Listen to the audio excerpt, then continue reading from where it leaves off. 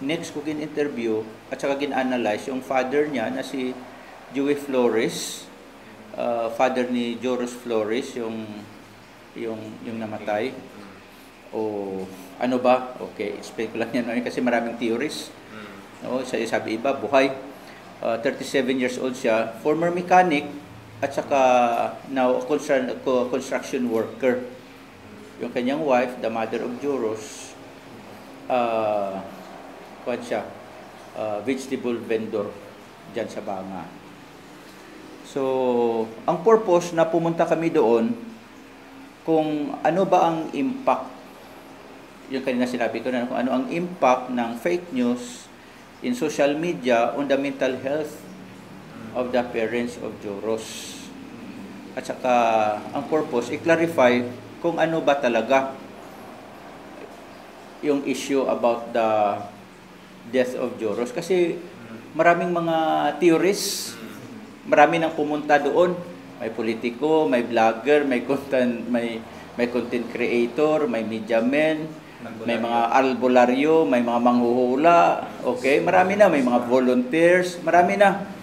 Kaya gusto ko rin makatulong. Okay, gusto ko rin makatulong, especially na my clinic is here in Kalibo. So may mga theories. Number one theory, yung nalunod, he was drowned. Pangalawang theory, ito medyo mabigat, yung may foul play, na pinatay daw siya ng kanyang mga kasamahan.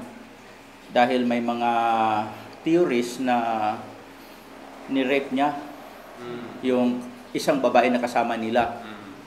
Only lang na si Joros, according to the social media din na napanood ko, na hindi siya nag-rape, kaya medyo natakot yung kanyang mga kasamahan, yun, pinatay.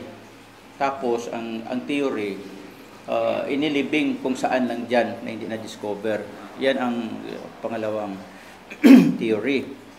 Another theory is, buhay pa siya. He is still alive at saka tinago lang ng mga tao dyan sa paligid, dyan sa Banga. Ang ikaapat na theory, buhay siya, pero ngayon, tinago ng diwata. Nandoon na daw sa kingdom ng mga diwata si Joros. So napakaraming theory.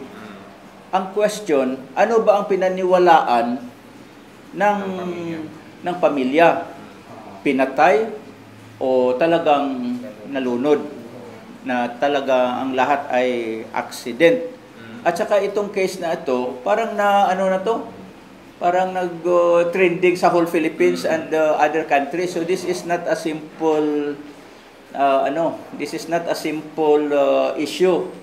But nagiging viral na, nagiging concern na ng mga tao sa society, especially sa mga Kalibo, sa taga Kalibo kasi at saka Banga at saka Aklan, because dito ito nangyari sa Aklan. So yun ang mga theories.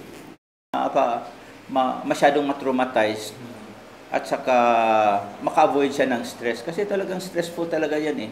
At saka parang nawala ng kanilang privacy kasi from time to time mayroong pupunta doon, mag-interview at saka kung makita mo sa social media maraming mga theories.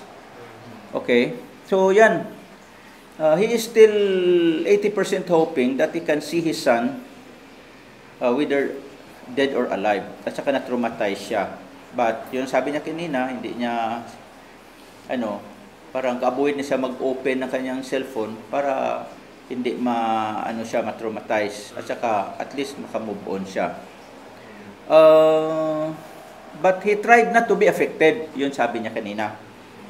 Sa yung mga news na makita sa social media, para hindi masyado maapektuhan ang kanyang mental health. Now, this is ito ang pinaka-importante sa lahat.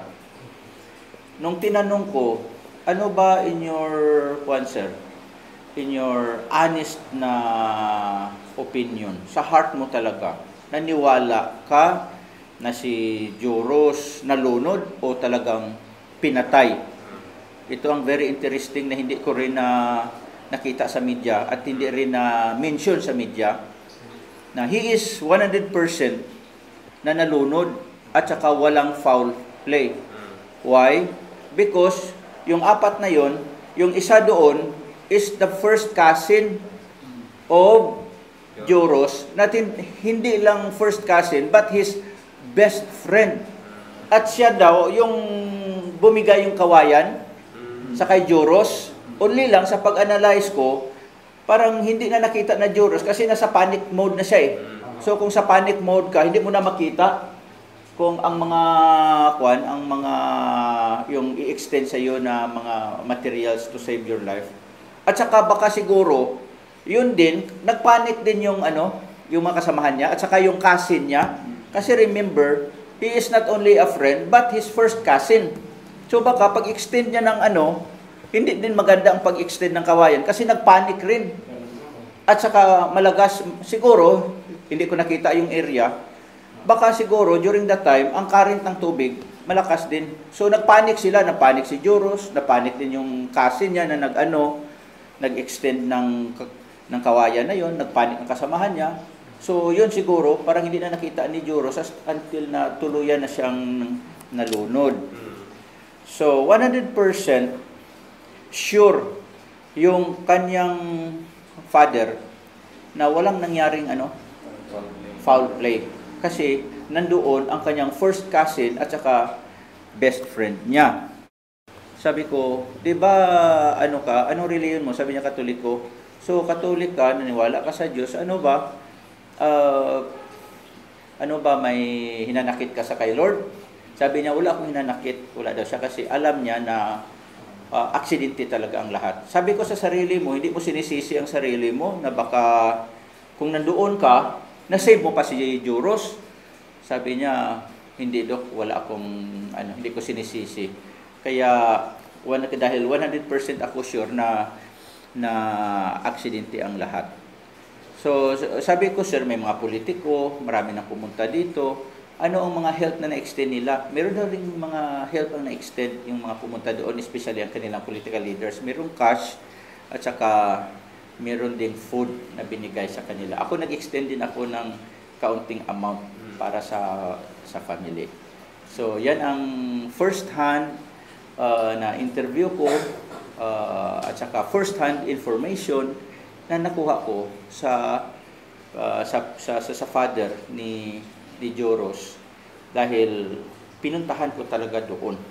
Face to face. Nakita ko, na-assess ko yung mukha niya, narinig ko, na-analyze ko kung anong mga sinabi niya at saka kung anong feeling niya. Thank you very much.